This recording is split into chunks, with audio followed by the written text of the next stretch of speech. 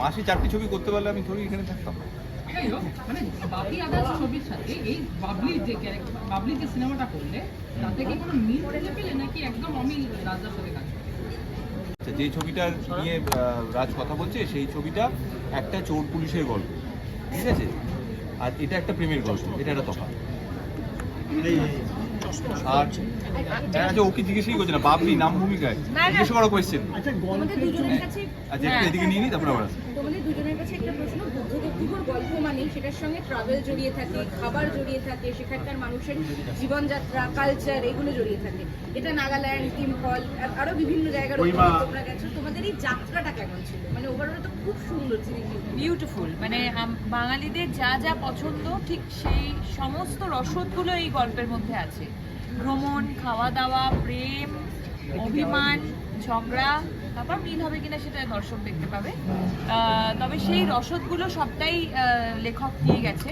আমাদের শুটিং করতেও ঠিক ততটাই মজা হয়েছে। আমরা নানান জায়গায় ঘুরে এই শুটিংটা করেছি এবং যেহেতু তুমি গল্পটা পড়েছো, আমার মনে হচ্ছে তোমার প্রশ্ন শুনে, তো তুমি নিশ্চয়ই জানো যে এটা একটা ট্রাভেল, একটা জার্নির মধ্যে দিয়ে, মানে প্রেমটারও জার্নি শুরু হয়। সো আমাদেরও সেই জার্নিটা বেশ লম্বাই ছিল। আমরা যেমন মণিপুরে শুটিং করেছি সেরকম আমরা নর্থ বেঙ্গলেও শুটিং করেছি এবং কলকাতা, সব মিলিয়ে ভীষণ, ইট ওয়াজ ভেরি ভেরি বিউটিফুল। আর একদম পারফেক্ট টাইমে আমরা শুটিংটা করছিলাম, সেটা হচ্ছে শীতকাল। হ্যাঁ,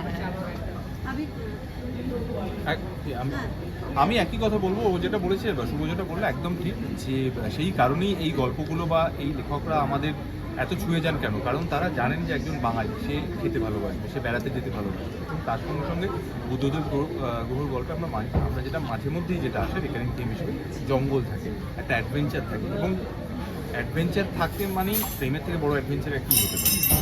সো এইগুলো বারবার আসে বলেই আমাদের ভালো লাগে, একটা অদ্ভুত রোমাঞ্চ হয় ওনার গল্প পড়লে। তো সেটা সিনেমায় রাজ সেভাবেই আনতে চেয়েছে, সেই কারণেই ওর এই গল্পটা এত ভালো লেগেছিল।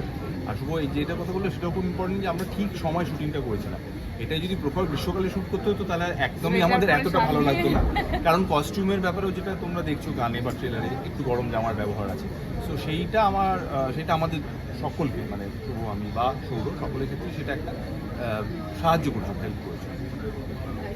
এদিকে একটা নিয়ে তারপরে গল্পে যেভাবে চরিত্রগুলোকে আখ্যায়িত করা হয়েছিল, ছবিতেও কি সেইভাবেই থাকছে নাকি একটু চেঞ্জ বা কিছু বদল? না না, একেবারেই কোনো, এটা একদম ডিরেক্ট কি বলে